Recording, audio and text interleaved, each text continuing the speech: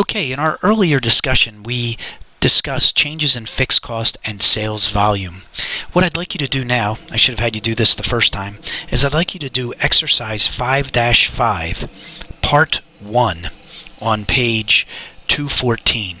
Exercise 5-5, part 1 on page 214. So please pause the tape, come back, and I'll go through the solution with you. Now we'll discuss the solution to part 1 of exercise 5-5. To jog your memory, 5-5 deals with Heron Corporation, where we're given the sales price, variable cost, and contribution margin per unit, as well as the respective percentages. We're told the fixed costs are $75,000 per month, and the company is selling 3,000 units per month. Part 1 asks us to consider the fact that the marketing manager believes that if he or she increases advertising by $8,000, that they would increase monthly sales by $15,000. We want to know, should the advertising budget be increased? Okay, the way we want to look at this problem is we want to look at the incremental change in contribution margin versus the change in fixed cost. So the way we can look at this problem, I like this particular solution right here, alternative solution 2, where what we do is we look at the fact that an additional $15,000 in sales given a 40% contribution margin will yield total contribution or additional or incremental, however you want to say it, contribution margin of $6,000, less the incremental marketing or advertising cost of $8,000 will result in a decrease in net operating income of $2,000. So we will be worse off by $2,000 if we were to take on this particular scenario. Certainly you could follow up above where you could rewrite a whole contribution margin income statement as is done here. I won't go through that. You could certainly work your way through it. Or alternative solution 1 is where you take the expected total contribution margin of $96,000 as given per the book. Okay, or I'm sorry, the expected total contribution margin if you take on this additional revenue versus what you would have had under the original scenario, and you would see that you have $96,000 versus $90,000, an additional $6,000 of contribution margin. Less the change in fixed cost of $8,000 yields a change in net operating income of $2,000 to the worse. So you'd be worse off by $2,000. This does it for our solution or discussion to the solution for part 1 of exercise 5-5. Okay, picking up where we left off, we now want to look at the scenario if we were to change the fixed cost, sales price, and volume. Let's consider this question. What is the profit impact if Racing Bicycle Company cuts its selling price $20 a unit, increases its advertising budget by $15,000 per month, and increases sales from 500 to 650 units per month? There certainly is a lot going on here, so let's take a look at this. Alright, if we were to schedule it out with a contribution margin income statement, 650 units would be the new volume multiplied by the new sales price of $480, $500 less the $20 price decrease, yields $312,000 of revenue. Variable cost at a 650 unit level multiplied by $300 per unit would yield variable cost of $195,000. Contribution margin would be $117,000. Our fixed cost would go from 80 up to 95 as we increase the advertising budget by $15,000. All in all, we'd be better off by $2,000. Alright, so sales would increase by $62,000, fixed cost increased by $15,000, net operating income increases by $2,000. This is the long way of doing it. Alright, certainly we could, when many things change, you can take a shortcut. So with this, at this point, I would like you to now take a look at problem 5-20, part 3. Problem 5-20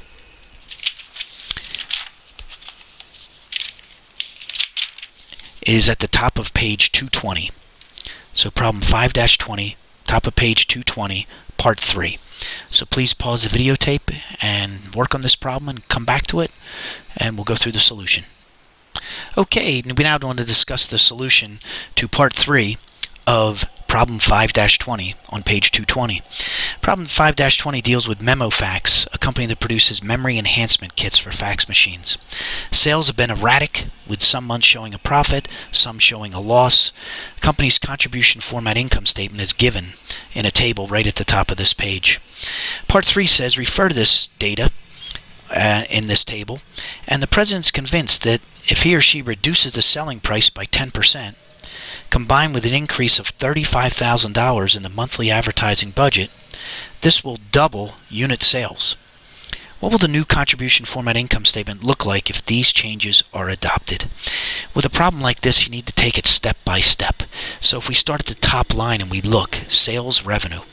Alright, sales revenue, what's going to be affected here? Well, the fact is that we are going to cut the selling price by 10%. The original selling price is $20 per unit.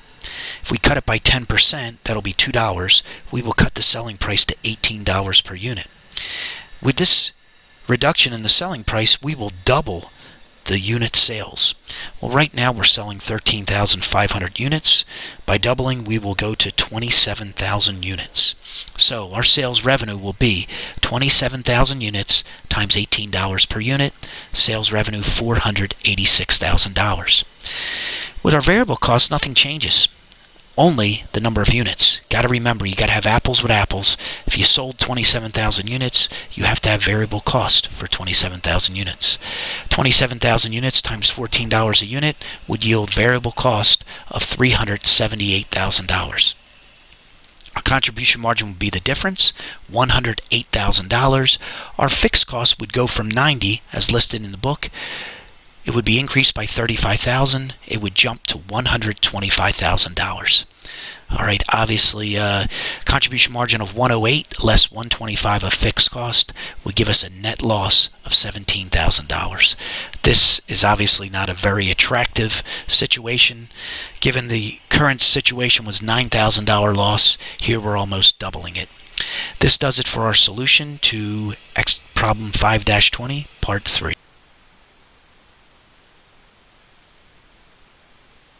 Okay, I apologize, skipping through the slides there.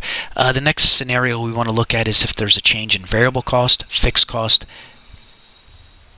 and sales volume. The question posed to us is, what is the profit impact if Racing Bicycle Company pays a $15 sales commission per bike sold instead of paying salespersons flat salaries that currently total $6,000 per month? And secondly, they increase unit sales from 500 to 575 bikes, assuming that these salespeople are motivated, being paid on commission. What our contribution margin income statement looks like. Alright, number one, units are going to change from 500 to 575. So as we've seen now, our sales and our variable costs are going to change accordingly. Now what you'll notice is sales revenue will just be 575 multiplied by $500 per bike. Variable cost is going to have two things change. Number one, the number of units will be 575 units, but now we will multiply by $315 per bike, because it's now the $300 cost per bike plus an additional $15 of sales commission. Total variable cost $181,125. When subtracted from our sales revenue, that gives us contribution margin of $106,375. What in the end happens to our fixed cost? Well, we're going to lose $6,000 of fixed cost because we're going to move those salespeople from salary to total commission, and therefore reduce our salary expense and fixed cost by $6,000. As a result of this, it's a real boom to the business here. Sales revenue increases by $37,500. Fixed cost decreases by $6,000. Net operating income increases by $12,375. This does it for our discussion of this scenario. I'd like you now to work on problem 5-20, part 5B. Problem 5-20, part 5B on page 220. On page 220. Stop the videotape and come back when you complete the problem. We are back. Now let's talk about the solution to problem 5-20, part 5B. When we look at this problem, we are given the material up above, sales revenue all the way through net operating loss. And the company is going to automate, and they would slash their variable cost in half. However, fixed costs would increase by $118,000 per month. Part B of this Part 5 says, assume that the company expects to sell 20,000 units next month. They want us to prepare 2 contribution format income statements, one assuming that operations are not automated, one assuming that they are.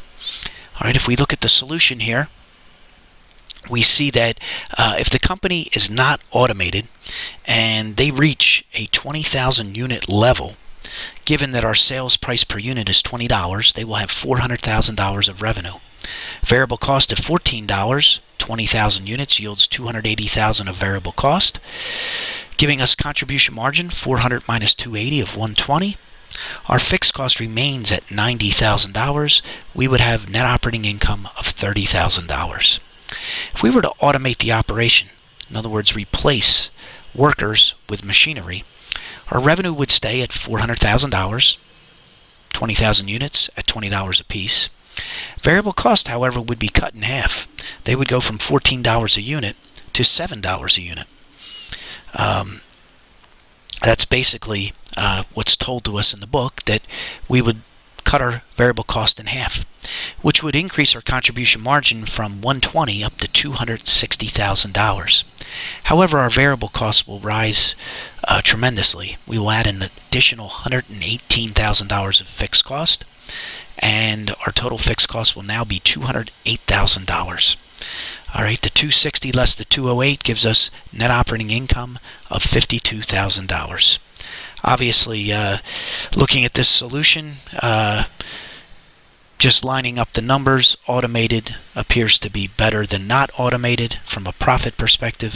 Obviously, there's a whole bunch of other considerations that need to be taken before we consider taking on this endeavor. So this does it for our discussion of Problem 5-20, Part 5B.